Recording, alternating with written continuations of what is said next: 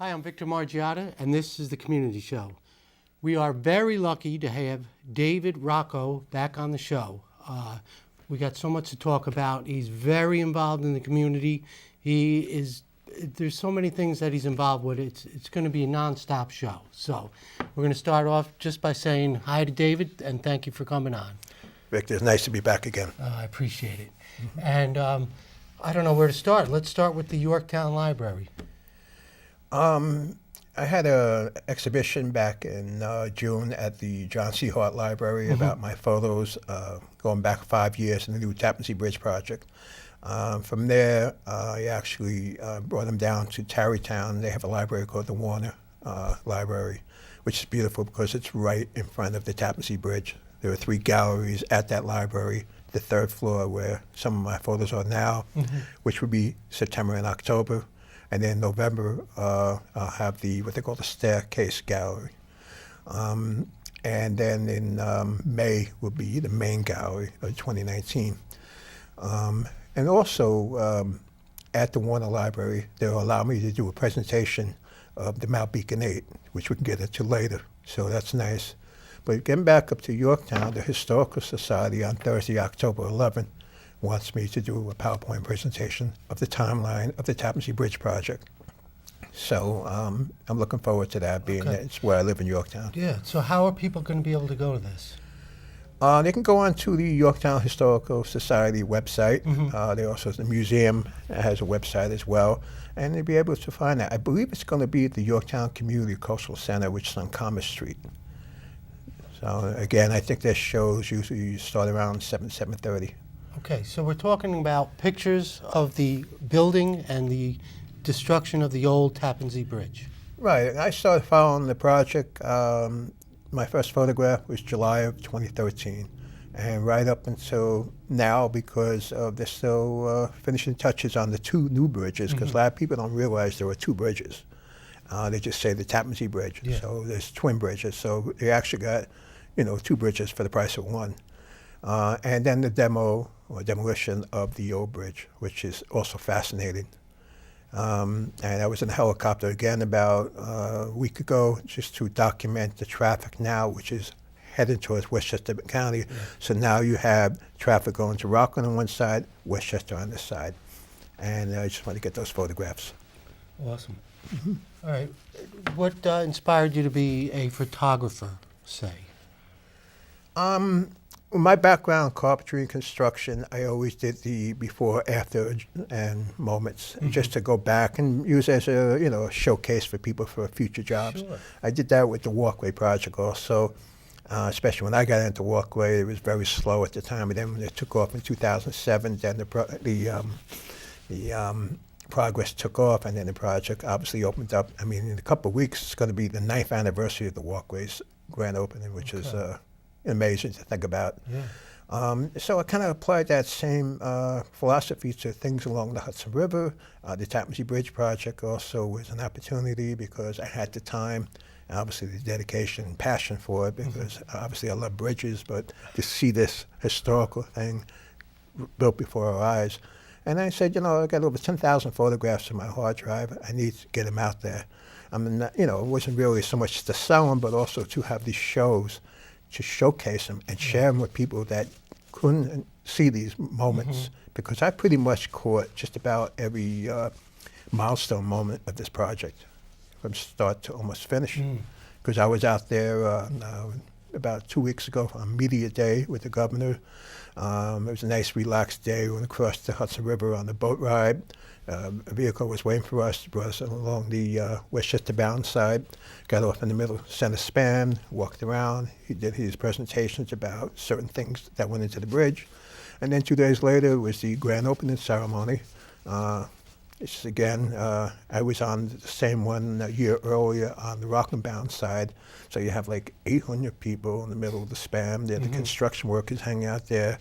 And then it was just, it was really contagious because I'm in the photographer's stand, so you have the high school bands behind us, wailing away and dancing and stuff. So, it's like really like an athletic event. Yeah. And you're in the Hudson River right below you, boats coming by, beautiful day to be out there. So they had planned to open that bridge that night, and for whatever reason, supposedly there was problems with the old bridge. They postponed it to Tuesday, September 11th.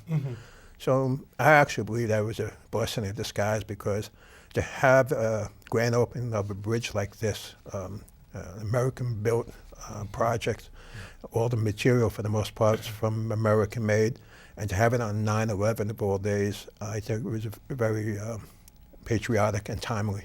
Yeah. Now, to backtrack, let's talk a little about the walkway over the Hudson that's up in Poughkeepsie.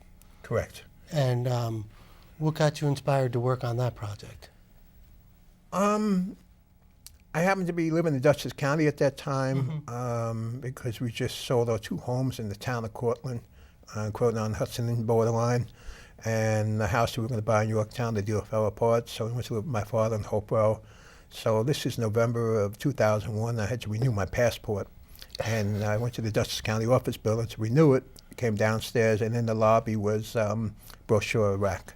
And one of them said, rail trail across the Hudson River, walkway over the Hudson. I said, wow, this sounds magnificent. So I called the phone number up and wanted to know more about it. And said, oh, we're a long way off from it, which they were. And the turnaround in the organization became in 2004. But obviously I wanted to do something because I was retired. I was way too young to not to do anything, only 44 at the time. Right.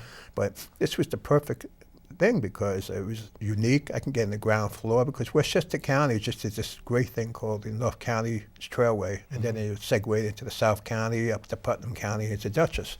So here, I can get into something like this. And it was just an awesome situation because forgotten railroad history, the possibility of taking these old right-of-ways and turning them to rail trails for public use, and then the Hudson River. I mean, it's a trifecta for me. Yeah. So. And what year was that project finished? I started, like I said, in November 2001, and the first time I went out on the bridge with the original creator or founder of the concept was Bill Seppi, who kind of got lost in the shuffle over the years. I mean, he caused a lot of his own problems with the way he, conducted himself. I mean, brilliant man in other areas. Just have some great conversations with him, but you have to understand he was like 6'2", 6'3", about 400 pounds. So he was an intimidating type of person with a booming voice. So, if he would walk into these municipality offices and say, I want this, I want that, these people are not going to give him the time of day. So you have to work with people. Because like with the Poughkeepsie Railroad Bridge, it was dealing with 22 different governmental agencies. And, good luck with that. Well, again, it goes down to when we got the Dyson Foundation involved in 2007. That's when it took off. I mean, it was perfect timing when Bill got involved. Rail trails really weren't hot, and now they're up and coming, and everybody wants them because it improves the quality of life, and it's good for people, and people pay attention to them now. They're all over the country. Old bridges are being restored around the country. And it's a wonderful thing.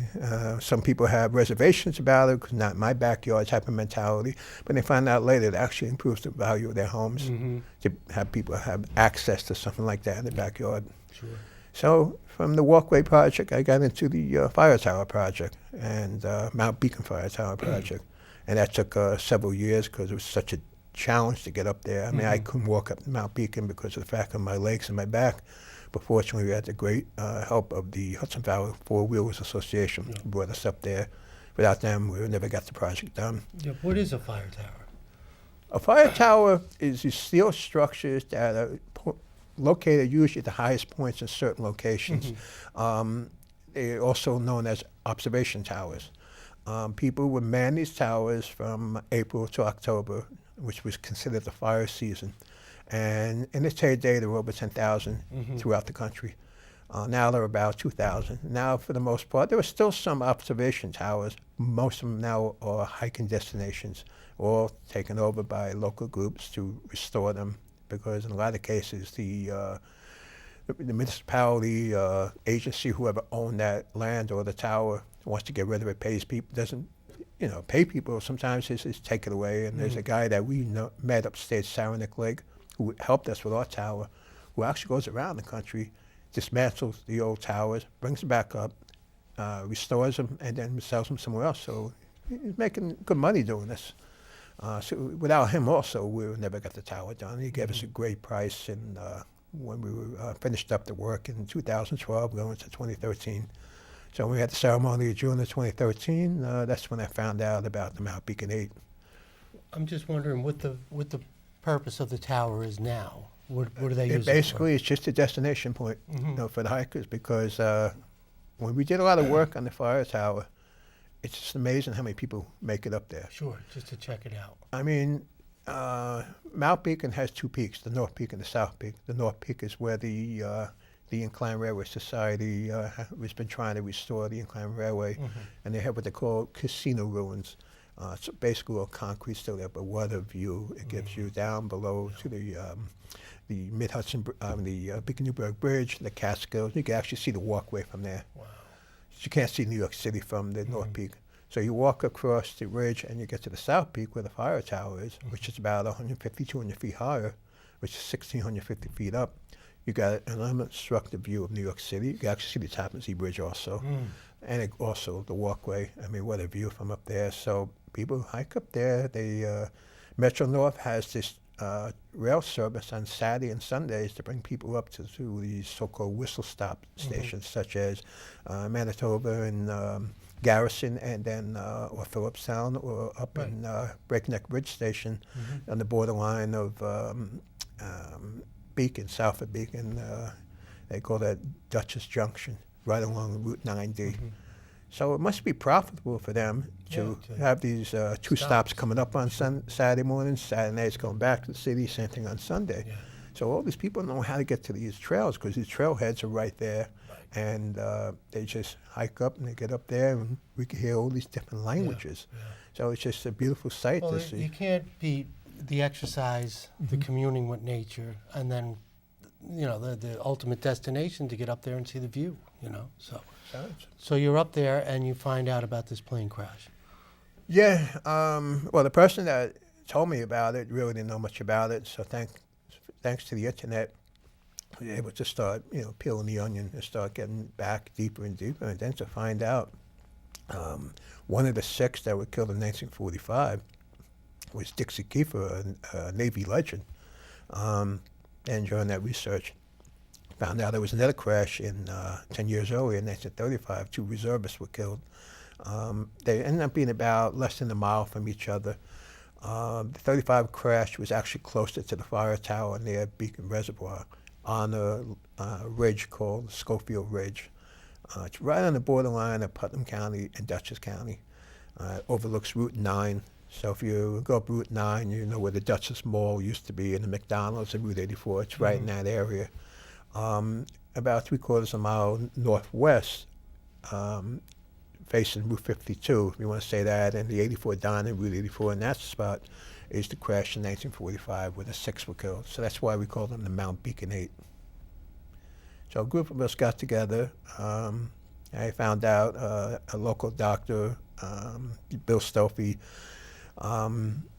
we actually organized the 65th anniversary hike. He got Boy Scouts from New Jersey, from Pennsylvania, from Rhode Island, and from the Hudson Valley area to hike with him. And they put this plaque up on the tree from the New York Times article on January 12, 1945.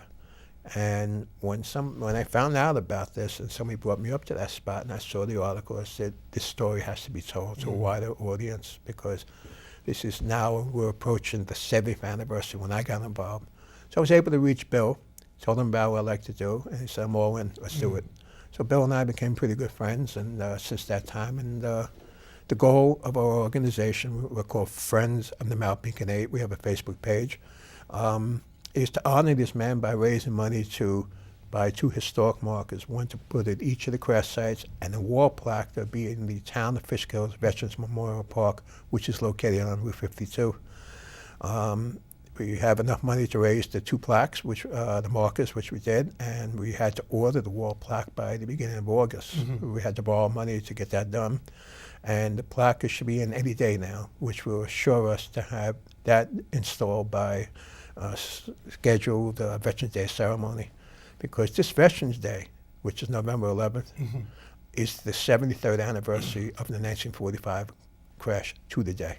Oh, cow. So by Veterans Day, we'll be able to have both of the markers in place and the wall plaque in place. And it's been a remarkable experience being involved. I mean, there's been some people that have been very helpful.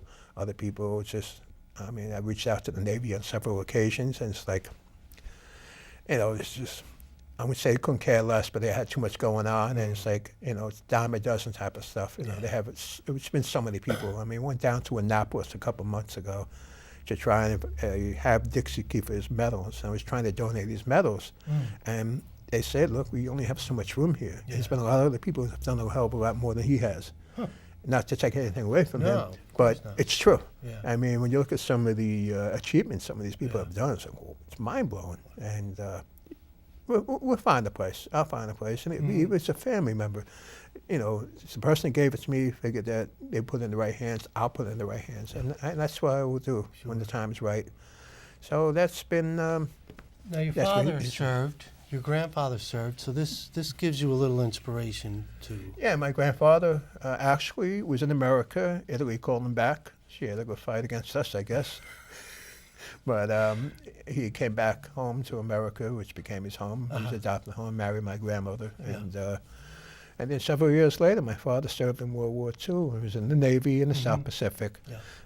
Excuse me, and he too was on a ship off of Okinawa in a famous battle around May or June of '45, and his ship got hit with a bomb from a kamikaze plane. And the difference between like Dixie Kiefer, who was a commanding officer of the first one for the Ticonderoga, and he was the executive officer on the Yorktown, is aircraft carriers around 150 feet wide and about 1,000 feet long, and yet they still sink when they get hit by some of the kamikazes. But here's a ship that's about the size of a tugboat in the Hudson River, and which is about 30 feet wide, about 170 feet long, and he didn't sink, but he lost 25 of his crewmates. To this day, every May 11th, because that's the day it happened, my father lights candles for all the men at a local church. I mean, he always thought it was 11 guys, but I found out later it was actually 25. Oh, really? So it's, think about it, it's more than a third of his crew, because the crew was about 70 people. So again, like I said, people ask me why I get involved in something like this with the Mount Beacon 8. I think about my father, my grandfather, all the veterans who gave up, themselves to this country, their time, their limbs, and their lives. And, I did the walkway, or I was part of the walkway. It's just a bridge. The fire tower, I was part of another group of people that put it together. That was, again, a fire tower. I worked on the Yorktown Dog Park with a bunch of great people. It's just a dog park. It's great. People get together. But these are veterans that were forgotten and unknown to most. So if I could do this, it's like a mission I'm on. I just want to, get the respect for them that they deserve. Maybe I'll inspire other people to do other things like this. Because during that time of my research, I found out there were over 10,000 military plane crashes during World War II stateside. So these are guys or women that were killed serving our country. They weren't in Europe, they weren't in the Pacific, and most people don't even realize that. So very interesting stuff, and I just hope that it'll get other people, younger people especially, interested in this and to do something about it. Because there's a great program in the Hudson Valley called On the Flight program. They do flights out of Newburgh and out of Westchester County Airport. And they really know how to reach out to people. And like I took my father on the trip about 2 years ago, and have these young people showing up at these events and treat these guys as they're getting off the buses like rock stars. It was really a great thing. Then they have this wonderful whirlwind tour down in Washington, and then when they come back at night, the cool thing is they did this. I don't want to ruin that for people, so I'll leave that one alone because it's a very special treat when you're on your flight back. But when you get back to the airport, and then a whole 500, 600 people waiting for you, cheering you on. It's a long day for these guys because you're still dealing with some World War II vets, you're still dealing with Korean vets, and now you're dealing with the Vietnam vets. And there's not that many left in World War II, so it's a wonderful program. I advise people to contribute in any way they can by showing up, whether it's the takeoff or their return flight. It's a wonderful way to pay respect. History is so important. We have to remember our vets. We have to remember what they did for us. It's incredible and very important. Now, you have documented history. You've got all these pictures taken of the bridge from the very beginning to the end. Now you've got this showcase of history, and you're able to show people. When is the next time that we're going to be able to come and watch this presentation? Well, the first PowerPoint presentation I'll have regarding the Tappan Zee Bridge project will be in October 11th with the Yorktown Historical Society. Okay, and then from there, I'm sure the people want to, hopefully they'll want me to showcase, and whatever, wherever they want me to go, whether it's the Mount Beacon 8 or whether it's the Tappan Zee Bridge project, I'll go and promote both projects. Now, are there any plans to have a walkway on the Tappan Zee Bridge? It's a great question. First of all, most people don't even realize there were two bridges. Secondly, they didn't realize that the lane they drive over right now on the Rockland Mountain Bridge, the far right lane, the north end of the bridge, will be the multi-use walkway. And they're going to have what they call bump outs that stick out away from the lanes. They call them belvederes. We call them bump outs on the walkway. Okay. It just gets people away from the people who are trying to get by back and forth, whether riding bikes, skating, or jogging or walking. But that's a beautiful thing. That's could be a very interesting situation. You have those 6 bump outs that are going to have their own, or belvederes have their own names and designs on them. So to go from Tarrytown to South Nyack is 3.1 miles. So that's a long haul for most people. I'm sure you're going to get a lot of people that would just come up to Tarrytown and come out to the middle span before it goes downhill. It's not going to be as drastic as the original bridge because they did it in a way to be the gentle. is not right, because the plan is still to have light rail that come across the bridge. They're all prepared for it. It's just obviously the money situation. And I think it's necessary if they can, create some sort of rail systems to tie it into Rockland, get people off the road, but they need the people on the road to pay for the bridge. And that's going to be the next big issue. Obviously, the two big issues are the name of the bridge and what's the tolls going to be. So that's very, very... well, they're really pushing to get more rail into the city because it's just so congested. They don't want all those cars getting into the city. So they're trying to push more railway stops, more trains running, and which is, only right because you don't need all those cars in the city. You don't need all that congestion. So I agree with you. I mean, I'm sure they wish they had the Putnam Rail, which is now the North and South County Trailway again. But I only got you to, I'm sure they could build another bridge like they had originally, get into Manhattan where the Polo Grounds used to be, but it would stop in High Bridge. And that's the problem with that one. That was the problem with the old Boston-Westchester Railway, which came out of the Bronx and worked its way up to Port Chester and White Plains. Again, couldn't get into the city. It would stop in the South Bronx near the 3rd Avenue Bridge and the Willis Avenue Bridge. So they had their ideas. It just didn't work out. But, it's maybe some days somebody will come up with some sort of light rail concept above these rail trails that are there now, because the right-of-ways are free and clear, and it could be multi-use again. Sure. We don't want to put this Tappan Zee Bridge to rest because you still got a lot to do with it. But do you see anything in the future for your camera? What project you think you might want to get involved in? Taking pictures of? No, somebody just asked me that question recently. Nothing has really...